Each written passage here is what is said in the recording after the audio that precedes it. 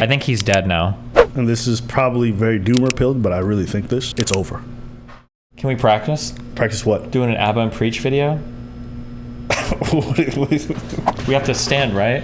We would have to stand. Okay. All right. I don't have the same floorboards. ABBA and Bleach. True. There you go. That's actually pretty good. Yeah. The Neely guy, the one who, the homeless dude who... A hero, by the way. Apparently. The soldier who killed him as well. So, as I understand, he got on the train, was basically like, I'm willing to die, I want some food. I think so. I was like, yeah, I'm ready to die, I don't care. I'll do whatever I need to. Send me to prison. Was there anything threatening that he did in terms of gestures? My understanding is he was shouting at people, getting in people's face and being aggressive, and people on the train felt threatened by him. I don't know. I don't think he hit anybody first. I don't think that was said. I think you're justified in attacking that guy. I think that's fine. I think you're probably justified in trying to choke him out quickly to restrain him or whatever.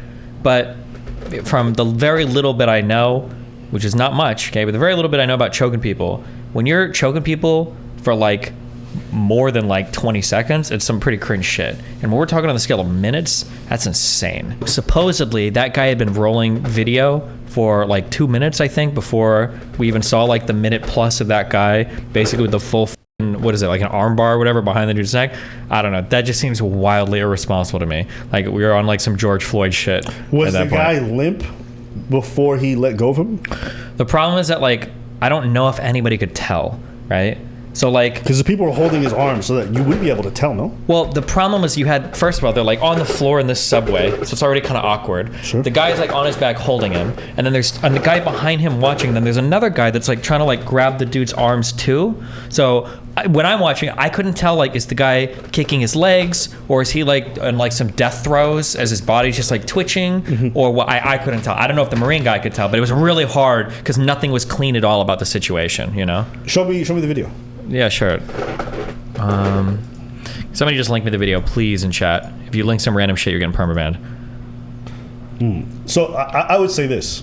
If somebody's getting up in someone's face and they're being told to back off and they keep getting closer and it looks like they're probably going to be assaulted, I have no issue with them putting that person in a chokehold. Yeah, sure. But again, like when we talk like chokeholds, it's got to be like, that you can't be putting people in chokeholds for minutes at a time. That's wild. Yeah. All right. This is only a minute and 20 seconds. That's okay. Yeah, I think there's more to this, but... Are you still fighting? So the issue is that like once we get here, it's hard to tell. Is he like actually resisting and fighting, or is his body like spasming? Because the issue is that... Hold up. He's still tense. It seems like he is, but we're at like 21 seconds here. He's kicking. It looks like he's kicking. I can see his legs in the back kicking.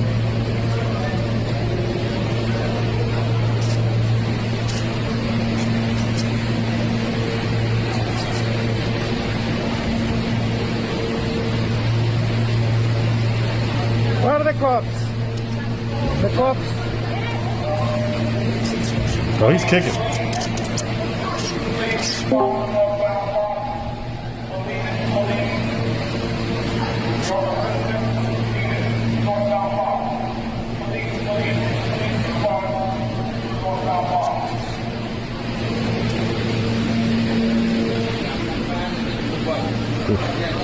I don't know if I don't know if this is actually him kicking or if it's like weird shit the body does when you're like dead / dying. That does not look like he's not kicking. It doesn't look like he's not kicking. That's true. He's not just doing one repetitive motion, but now it looks like he's out. Maybe now yeah. It looks like he's out. It takes. This is seconds. a dog shit video. Sorry, like you were saying he was going to say it something? takes 10 seconds to make somebody pass out, but he obviously didn't have a clean hold, so. Yeah, but at a certain point, and as a Marine, you're trained this. 13 seconds, you don't hold that choke longer than that. Like if your objective is not an enemy combatant, you're trying to take the fuck out, you don't do that. Okay.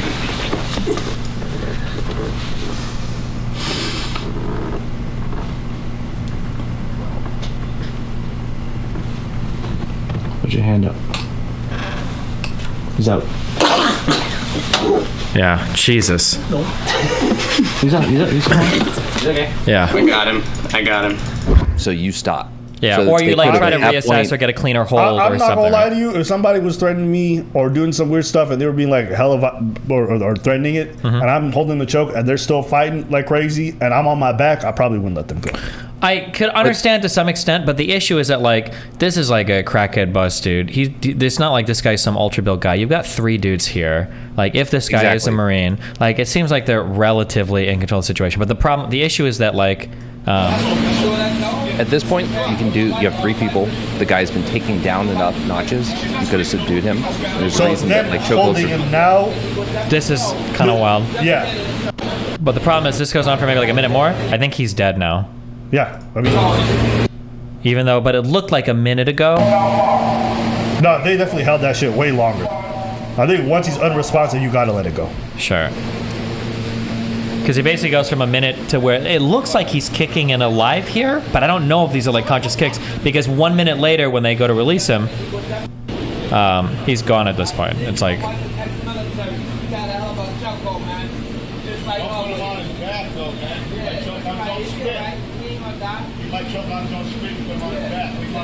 Maybe he wasn't planning on getting the same chokehold as you got. So that's nice, yo. You hear me? You a hell of a trainer. My wife agrees. Like, and Homeboy's trained enough to do that, but not to do CPR now. I'm not gonna lie to you. If that's a crackhead, I ain't doing CPR either.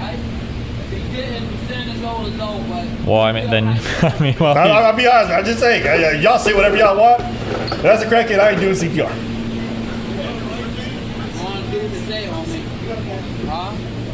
Try to fend off an attacker, succeed. Then you get. I don't know. I'm not. I ain't trying to get whatever they got. like it almost looks like he moves here, but I'm pretty sure this is like just shit your body does when you, because this I mean, guy's. we don't know how he's dying. We just know he's like. Well, we know now from the autopsy, I think, that he's dead from compression to the neck, is what the coroner said. Well, someone said CPR. You don't have to do mouth to mouth. That's fair. That's fair. Yeah, chest compressions is fine. We really held that shit way longer than they needed to. Yeah. So I think probably conservatives are looking at this shit like, oh, well, there's so much crime in the city. F these people. It's disgusting. Get the filth out. And then liberals are looking at it like, oh, you do what's necessary. It wasn't guaranteed that he was going to be violent. I'm more in the middle. Like, I have no problem with the chokehold. I have an issue with how long he held it for. And I have an issue with the fact that, like others have said, they could have done chest compressions afterwards to try to help the person. So the thing that sucks is that like all this cuck shit is like people arguing the most retarded fucking sides of it. Like conservatives are arguing that the Marine could have pulled out like an M4 and just fully sprayed down and murdered this dude. And leftists are arguing that like our unhoused neighbors just need to be like treated with kindness and compassion. So like here is like the opposite side of this is I was hit at one point sitting on the subway by a man who was having a mental health episode. He sat next to me and he was elbowing and kind of flailing around and hit me in the face and in my body. And it was jarring, right? The idea that I would want him to be hurt in any way, I just didn't want to be near him in that moment because I understood something was going on here. Every one of us who's taken public transit has had this kind of situation, something similar happen, seeing someone struggling. That doesn't mean that our fear in that instance, and I was a little scared because I was hit. It's a problem. Like, it's people that need help. But like my fear is not the primary object of like what we should be focusing on right now. It's the fact that this person is in pain. And so like the politics of dehumanization privileges the bourgeois kind of concern of people's like immediate discomfort in this narrow instance as opposed to larger humanity and life. It's really freaking twisted. I don't entirely disagree with her point. to some extent. No, I think she's right that there is a serious issue with mental health and homelessness in general. Yeah. Which is like, it is very pervasive. That is true. It is also, in my opinion, at least the intensity of it is very unique to America. Yeah. In my experience of traveling. Well, It's I've had a couple intensive. of weird homeless encounters in Toronto and Vancouver. Yes, I will agree that those two places have definitely. I don't know. I always call like Toronto like New York light. Like Sure. it's just a wannabe. You had. I wish I But could remember yes, where I've been in the city, but you had like a big park where there was like a big park that's like a square in Bro, Toronto. you go anywhere near Young Square, like honestly, the homeless people there will just do crack off a Five Guys table. It's crazy. Okay. Yeah, and Vancouver, they got their own little tent city, much like Los Angeles. So I would agree, but I'm just saying, like, other than this fear, I feel like it's just incredibly intense. Yeah. It doesn't even hold a candle to what I saw in Los Angeles. Yeah. Doesn't even hold a candle. Sure. Taking public transportation in Los Angeles, like, you see the depth of how fucked up people can really get. Same thing for San Francisco. Like, West Coast homelessness is its own breed. Sure. Very, very different. And so I understand her wanting to, like, refocus the conversation about that. But as a person who's in that situation, who may be punched in the face, I don't give a fuck what happens to that homeless person at that moment. Me personally. Sure, yeah, I understand, Yeah. Destiny, you've interacted with the homeless. Are you fucking real in trying to say most people just ignore and move on? Yes. From my experience, yeah, most people, you see the crazy guy screaming, people just cross the street, they just keep walking. That's typically what you do. But I think that, like, a lot of liberals that live in these areas are starting to get pushed because you're getting people that are, like, very suburbanite saying things like, oh yeah, like, the guy might be screaming, but, like, you know, he just needs help. Like, don't be scared. And yeah, I think for a lot of people it's very... Let me tell you, man, liberals will say that until these homeless people are in their neighborhood, and then they go to the government and tell them to get the fuck out. Sure. All this talk about empathy, blah, blah, blah. The moment them homeless people are in their areas, they're getting them relocated using police officers and whatever services they have. Sure. And then they're putting spikes in any spots that homeless people like to sleep at because they don't want those fucking filth in their area. That's how they think. So all this talk is cute when you can be removed with it at the end of the night. But for people who actually live in areas where homelessness is very pervasive, they don't want them there, conservative or liberal. Yeah. Yeah, and I think that a lot of the liberals, so Anna Kasparian from the Young Turks, do you know her? Yeah. She's been fighting a lot on Twitter. She was a while ago because, like, I think a lot of progressives in these cities are just, like, kind of done with the apologia for the insane homeless problems, and they're obviously not being dealt with by any cities. And I think the citizens are starting to feel, like, increasingly unsafe. So anytime one of these issues comes up, and now you're getting, you know, people like her coming in, like, well, you know, it's the mental health issue needs to be taken care of, and it's like, okay, yeah, sure, that is true, but that's many stages removed. Like, if a guy breaks into my house with a firearm to you know, steal some of my shit, a lot of things had to go wrong in this guy's life for him to get to that stage. Sure. But by the time he's at that point, I don't really give him much of a about it. Like, something's got to happen, you know, somebody's going to die here. It's either me or him, you know? Yeah. And I think that a lot of people and a lot of progressives in these cities are starting, or a lot of liberals, I should say, in these cities are starting to feel the same way. Yeah. Did you see, like, Pisco, if you disagree, come in, you fucking retard. Come the fuck in right now. Jesus Christ. we should absolutely focus on the root cause of the crime. No, he's trying to take some control. He's going to come in and go, well, don't you think it's important that we focus on the root cause of homelessness? I'm going to go, yeah, of course it's important that we focus on it. But, like, that doesn't mean that people on subways and shit aren't going to feel like a need to defend themselves or aren't going to feel some type of irritated way when people are engaged in what almost feels like apologia to some extent for homeless violence on normal citizens that are just trying to protect themselves, right? Because, like, if I were to swap out homeless people for men, right, and there's a woman on a subway and she's like, I feel really like, if a woman is on a subway and she's like, I feel nervous if, like, two men step in and we're alone at night there, everybody's like, yeah, you go, girl. They're probably rapists. Two men on the subway at night, what are they even doing there except for looking for some woman to rape? Me personally, if I wanted to sexually assault a woman, all of a sudden I start putting on some trash bags, start dressing like Pearl, and then I should go assault people on trains, because then they can just be like, well, he's sick, he's mentally ill. Yeah. But if it was two homeless guys, they'd be like, well, why didn't you offer him up some pussy yourself? Like, it might have helped the dude's mental health, you know? It's like, Jesus. Yeah, I don't know. I think that's a little wild. Yeah. Whenever I see phrases like unhoused neighbors, I saw somebody on Twitter that had a tweet that blew up that said something like that, are unhoused people on the street or whatever, because they don't want to say homeless because that's, like, dehumanizing. I'm like, okay, bro, like, yeah. I don't know. I think these kinds of takes make me laugh a little bit, because I haven't taken a lot of the public transportation where this stuff is rampant. You see the fear in a lot of people's eyes. Yeah, I mean, it is fairly... I'm going to be honest, for me, it's kind of funny because you just laugh at it. But I'm also, like, a guy, so I might feel a little differently about it. There are some times, though, where even I've been scared. Yeah. It's funny till the motherfucker sits beside you. Yeah, no, that's true. Have you ever been on an empty cart and a homeless guy sits beside you on an empty cart? There was a time, I have a few crazy homeless stories. There was one time we were on Miami Beach. Like StarCraft. Me, Dan, and Mr. Moon were sitting at a table, and this guy, he keeps walking back and forth, and I can hear him talk, and he sounds like a paranoid schizophrenic. He keeps talking about how, like, I think people are watching me, and I know that they're in that store, blah, blah. He's, like, saying shit like that over and over again.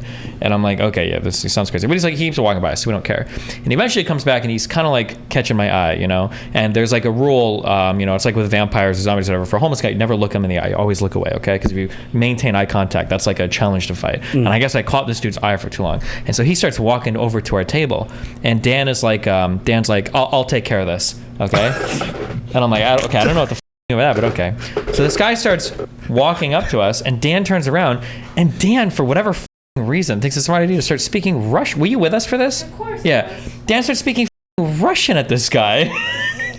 He's like, whoa, and I'm like, Dan, this guy's like a paranoid schizo. Why the f are you speaking Russian at him? So then the guy, like, now he's like at our table with his like hands on the table, and he starts like screaming at me, and like, Dan, I'm like, holy shit, we gotta get the f out of here. And the guy, I didn't know if the dude was about to like start stabbing us, or holy shit. That was probably one of the spookier interactions. But yeah, I've had a couple with little unhinged homeless people. Most of the scary homeless people moments are usually you're walking by some guy and then he just screams at you out of nowhere, and then he usually just keeps walking, like an infected in like a video game. I feel bad talking about it. This is not funny. It's really but sometimes that shit's funny.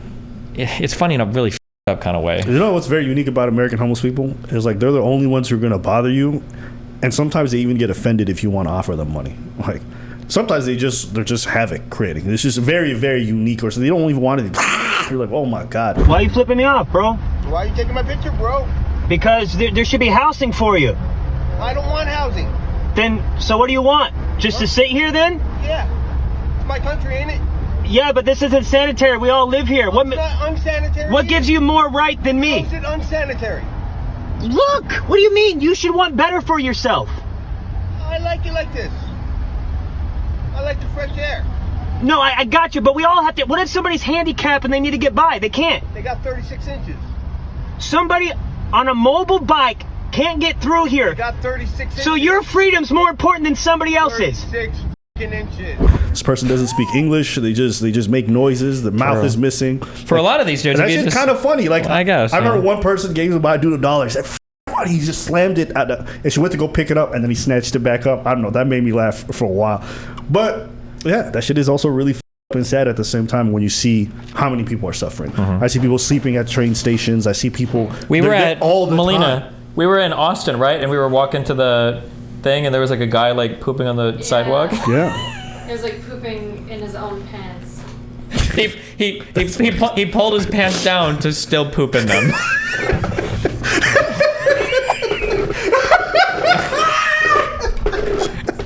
Thanks for being logical.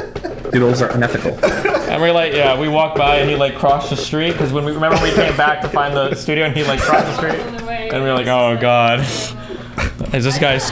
How many more rounds does he have in the chamber? Like, I was like walking up to a tree to like piss on it and then just pointing your dick at yourself. Yeah, basically, yeah. But then here's like a rule. I don't know if it's like this as much in Canada, but in the U.S., our cities sprawl hard. True. So you have to be very careful when you get these motherfuckers online. Like Pearl does this, Nick does this. People say like, I'm from Chicago. And it's like, you're 35 minutes from Chicago, motherfucker. Okay, you're not from Chicago. People will say shit like 35 minutes from the outskirts of Chicago. Yeah. From the city limits. From where the sign says, welcome to Chicago. Yeah, okay? absolutely.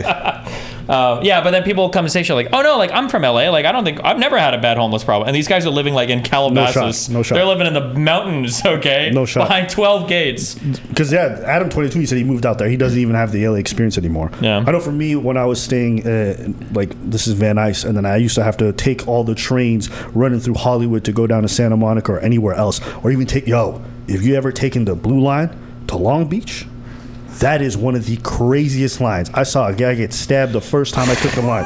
In LA? In LA. I saw a guy get stabbed the first time I take the line. I didn't even take it on the way back. I just paid for a $100 Uber because I just didn't want to deal with that shit again. But Los Angeles really kind of shook, because you have an image of Los Angeles or America before going. This is maybe like 8 or 9 years ago. Then you actually go and you realize like, oh, this is just a shithole. I wish I could. LA is like the only place where you can be walking. I wish I could remember. I don't remember any of this because it all blends together. But I feel like it's the only place I can be walking. And then like I'll be like in a nice store, and then 5 minutes later, it's like everything is like barred the fuck up. And if you go inside the grocery store, like the deodorants are on lockdown. Yeah. I'm like, what just happened? I feel like I entered a new zone in GTA. Like, what the fuck? Well, the funny thing about LA is like one neighborhood's good and then the next one's like absolute trash, and then the same thing for the next one. And so I don't know, when you see the city sprawls, it's like somebody tell me they live in Orange County, you're like, you don't live in LA. Like, yeah, you're exactly. Fucking far. Yeah, because I live in Anaheim. That's a different city, motherfucker. Yeah. Like, you can say it's the same thing, but it's not. It's not the same thing. I don't even know if I saw homeless people in Huntington Beach when we lived down in, that was in the area of Orange County we lived in. Yeah. No. But Yeah, Jesus. And I know this, and I don't even really live in any of these like rough parts of these rough cities. I've only visited and I've seen all this. So I can't imagine the people that make their daily commutes through here. So whenever I see people come out and say like, oh, you know, like sometimes it's scary, but like for the most part it's not a big deal. It's like, damn, I don't know, dude. Yeah. Ask anybody who takes public transport, they'll never tell you that. I think the only way you believe that is if you have the luxury of not having to actually have to interact with them. Sure. Every time I would take the train, it's just like, not today, motherfucker, not today. Or you have to see somebody else suffer in front of you. Like, that's one thing that's always funny about a train, is you see the homeless man walk in. I don't give a fuck. Homeless people got their uniforms. You know they homeless when they walk in. There's a look. There's a smell. You know it. And everybody's thinking the same thing. They're not thinking, oh my God, he's suffering. You know what they're thinking? Go suffer in front of the guy next to me. Yes. Go suffer anywhere else but beside me. That's all they're thinking. And if you suffer, you know what they're thinking? I'm going to move my ass somewhere else because I want to be safe. There is not a single person who's like, would you like a sandwich? No, nobody. Nobody who has to actually spend time around them a lot. Oh, whoa. No one that's spent time around them a lot. Yeah. Yeah. There's actually a video on YouTube of this restaurant guy who was complaining about a homeless man who was staying in front of his place all the time. And I think the dude ended up throwing piss at him one day. And he like called the city, asked for help. The city wouldn't help. It was ruining his business. And in that kind of situation, someone might say, well, we got to talk about the root of the problem. That's the real focus. And that's fair. Maybe on a systemic level, that would be a great thing. But for the people who are suffering, the local shops who are having to close down their family businesses or whatever it is because the city just doesn't do anything about the homeless population because they can't. What do you say to those people? Oh, empathy. Well, why not empathy for the other people as well, right? Because they're suffering. They can't even feed their families anymore. They're at risk of also potentially having to go homeless or find a new work situation or having to upend their entire lives. And so it just seems like it's always empathy for the people who are the most suffering or appear to be, not knowing that there's other people who are working hard every day and they're also and you just like want to. This is like so crazily American, or at least I've never seen this. I haven't been to Paris yet, but in any other European city I've been in, I've never seen homelessness like in like LA. I don't know if it exists. I'm sure it must somewhere in Europe. I've heard that there are like rough parts of like London or rough parts of, but sometimes when you guys say rough parts of cities in Europe, I think it's different than rough parts of ghettos. Yeah, and they're really bad. They're really bad ghettos, like to the point police officers don't like going in. Sure. But you would never see them because they're so isolated. Yeah, or like even if you go to Chicago, like you're not gonna have a bad time unless you go to the park. That's true. Yeah, I think those things do cross over to some degree, but in Europe much less so. But yeah, you were saying about rough parts of the world. Yeah, that I feel like rough parts of the United States or even Canada can look a lot different. Yeah, like the tent cities that exist like in the LA area or in East Hastings and like Vancouver. I don't know if any place in Europe is like that. That's a good question. I do know that there's a lot of gypsy issues, but I don't know how deep it goes. I call them Romani people, okay? Oh, yeah? They do hate some them gypsies. They do hate them gypsies, so that's one thing that's facts. I was going to say, on the idea of fixing homelessness, because that's what she brought up, the issue, if someone to say, what are some things that you think we could do to help? Listening to stories and experiences in the U.S. makes me, as a Giga Chad Norwegian, feel infinitely more safe in my country. Thank God I struck gold and was born here. What would be You're something? a loser. Fuck you. Yeah. No way. It has to be the solution. Homelessness. It has to be like a housing first with tons of support type of process. So you need to get a house for somebody, then you need a ton of social services for a person. Some of these people can be reintegrated into society. Some of these motherfuckers are never working again. But yeah, it's a lot of money, a lot of space. But it's also probably going to be a lot of friction too, because where you put these people is going to be difficult. You know, people will say some shit all the time. They'll say in the United States there's 1 million homeless people and 2 million empty houses. We hear shit like that. They probably see similar shit in Canada.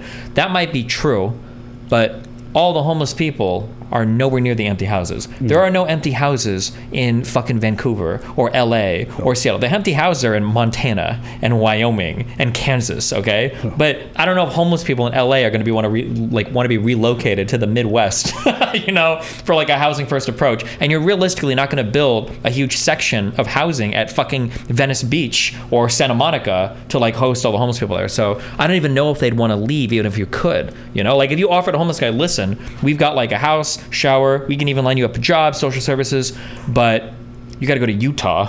You're going to be in Salt Lake City. I don't know, or Boise, Idaho or whatever. I don't know if they're going to take it. I don't know if they would go for that. You know? I don't even think the locals would accept it. Because you have to imagine, if you own any of the property in the area, the last thing you want is a government building some social housing for homeless people who are trying to fix their lives. Yeah. And then all of a sudden the property values in the whole area goes down because crime shoots up. The idea that you're just going to stick a bunch of homeless people in a new neighborhood and that neighborhood's going to accept it. Well, if I was a homeowner in that neighborhood, I would be fighting tooth and nail to make sure that never happens, because I don't want to see my property value go down, as most people who like put their life savings into it. I think you could make it work.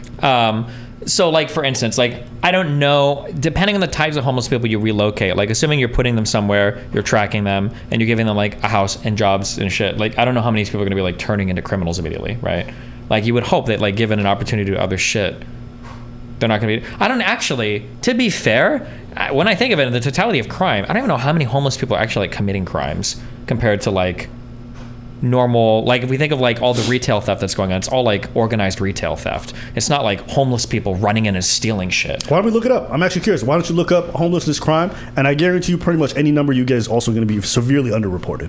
Because if there's one thing that cops don't like doing is having to prosecute homeless people. For sure, yeah. But go ahead, look it up. I'm actually curious. Homelessness crime, how pervasive is it? How pervasive homeless crime? The rate of violent crimes was 40 times higher, and the rate of non-violent crimes 27 times higher in the homeless population. Homeless offenders were significantly more likely to have been charged with victimizing strangers.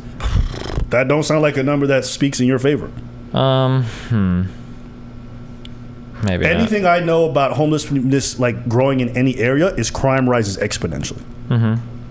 And it makes sense. Well, but that's like a correlated thing. Like, I imagine an area that would have homeless rates rising is probably also an area that's going to, like, be more predisposed towards crime, right? Like, if people are going homeless, there's probably a lot of things that are failing in that city. Jesus. The overall rate of criminal offenses was 35 times higher in the homeless mentally ill population than in the domiciled mentally ill population. You know what I also think? And this is probably very doomer-pilled, but I really think this. Mm-hmm. I think for cities like Los Angeles, New York, and San Francisco, it's over. There's no way they can fix this homeless situation, ever. Well, there is, but there's not the political will for it. Like, it would require, like, massive investment and massive will from the people to, like, figure out what to do.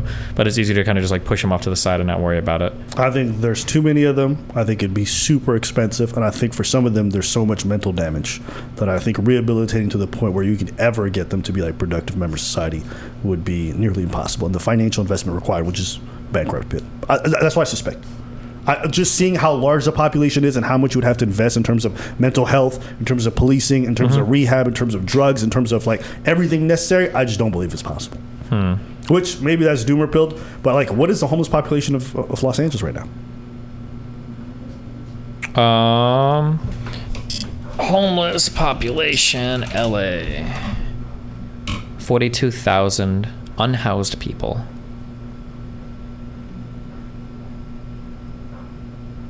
In the county, there are 70,000 unhoused people.